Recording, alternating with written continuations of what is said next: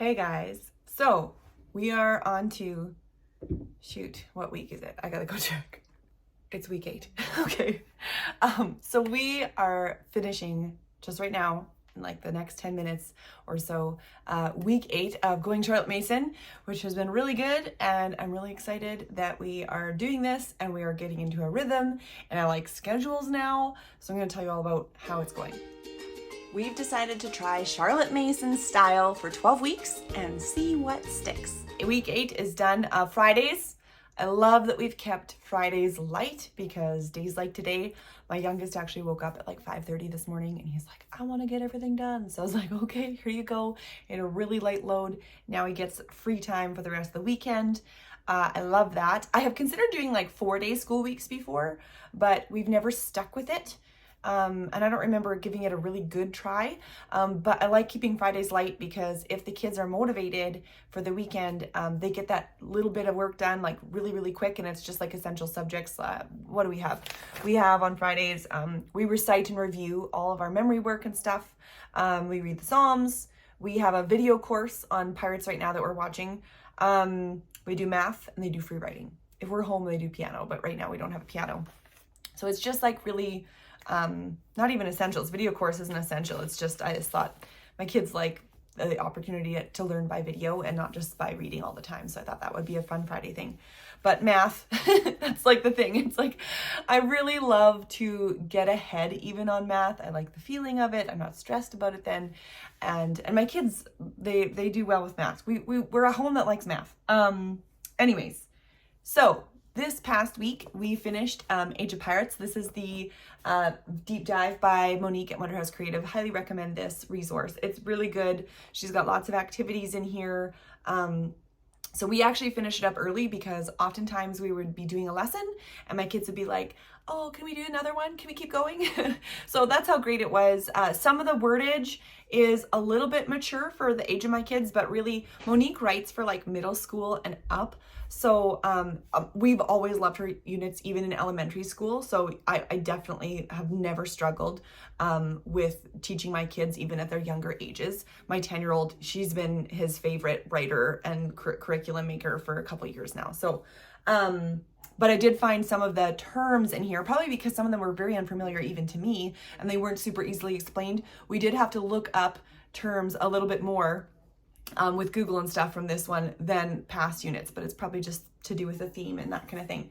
So it was really fun. We're really happy to do it. And yeah, it was a really, really fun thing that we're done. So now actually we have room. What day? We were doing it on Mondays. So we have room on Monday now to put something else in that I haven't planned for in our term. Or we could just be like, it's springtime. We're going to keep that block free now. So we will see. I haven't decided. Maybe I'll catch up with that on week 9 for what we're going to do. Okay. So we finished that one. A couple of updates, I guess. The Pirates Passage, we read these on Thursdays, I think. Is it Thursdays? Yeah.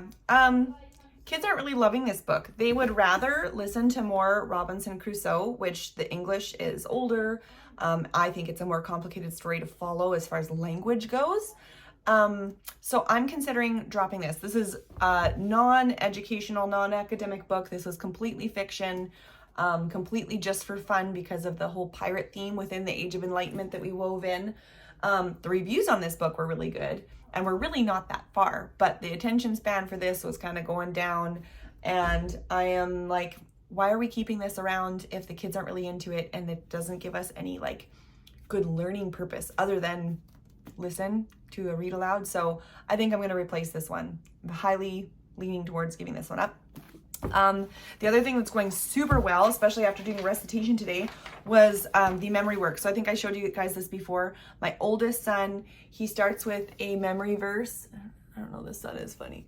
So he starts with a memory verse that he can fully copy, and then he covers this up the next day and there's some missing words and he does the next part. And then the next day there's more missing words. And the next day there's more missing words. And then every Friday he flips the page and it's blank and he writes out his memory verse. And that's been awesome. I haven't had a printer here. So for my younger kids, when he's done writing this full verse, I ask him to be very neat and tidy with his writing. Then I cut all this up and I do like a cutting strategy, cutting up the words, and I work on sight words and spelling and memorization with my younger kids using those little pieces of paper that I cut up. So that's just been really good. I'm so impressed with how they've learned a verse each week. And now we're on week 8. And so they were reciting 8 verses. Some prompts were needed, but like very few. So I was very impressed with just the memorization and how like, I think just the consistency of having it, the habit of it. And yeah, I'm really excited that the Bible memorization is just like going tickety-boo. It's awesome. I would almost like, we're doing Bible verses that go with our ology book that we're doing for Bible right now. But I think when that's done, I'm going to switch this to doing passages rather than like a verse here and there all over scripture, because I would really like my kids to start memorizing passages. And I thought we could do the exact same strategy, but every Friday when we do recite and review, we'll put everything together that we've learned and we'll kind of build on that. So that's my plan. I lost a paper here. Hang on. Anyway, so that's good. We're getting through. So we had that, I don't know what week it was. We had like a sick week and stuff. So we are, some of the things on my list here, we're going to be going into the week 7 work, and some of the stuff we're done early, like Monique's unit there. The Storybook of Science, we're ahead of schedule there too. That one's, it's a really fun book. So anyways, I think everything is going really well. Other than that, I don't really have anything new to report, other than, you know, we're maybe going to get rid of this one, and we're going to shuffle things around. So what I would like to do is I would like to share kind of a scope of the whole past month.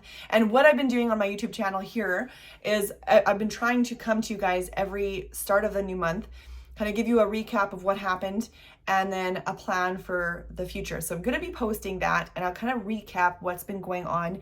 I also have I've made like a planner that will walk you through the steps that I went through to make my own plan. And part of it was definitely inspired by Ambleside Online's spreadsheet. They have a spreadsheet that looks very much like this. And I just plugged in my own stuff though.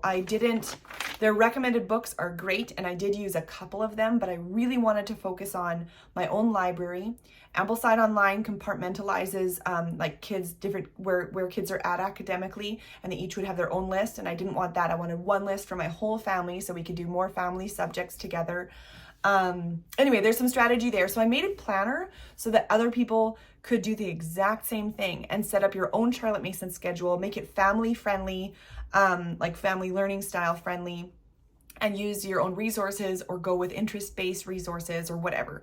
So I'm really excited. I just need to edit that PDF, and I figure when I post my recap and plan for the next month, I would like to share that as a freebie with you guys. So if you've been following along, if this is really interesting to you, I know there's been a few people that I've been like private messaging through this journey, and I've been kind of sharing like how we're doing it, but it feels really messy because like we try stuff and we change it and whatever. So now I feel like we're getting into a real groove. We're getting into the habit.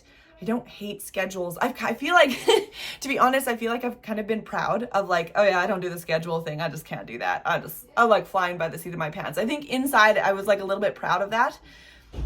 For some reason, I don't know if I'm being honest, but now that we've been like, you know, they say it takes, what is it, 7 times to create a habit or something like that. Like, I don't know, we're finished our eighth week, and this schedule helps, especially this term plan helps, even if it's just like goals for the week, not necessarily like the time schedule, but it's kind of working. And I don't know if that's partly because we're away from home right now. We're at an Airbnb. We have no social life. We have no doctor's appointments.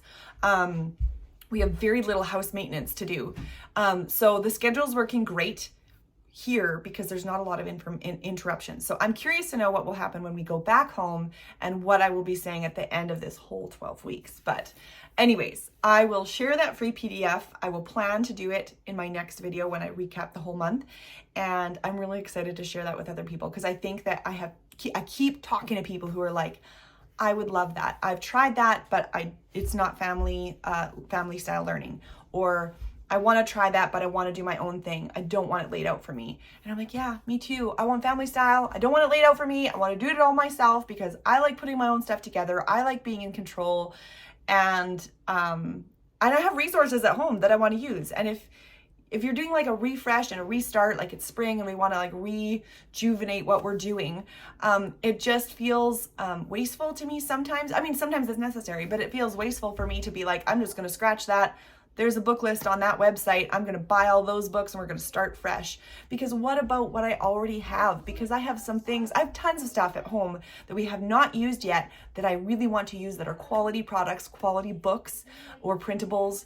And this is exactly the way I need to do it, to incorporate all those and to not waste them. So I'm really excited about that part. And so I will leave you guys with that. And I hope you guys have a wonderful weekend. And we will talk to you really soon.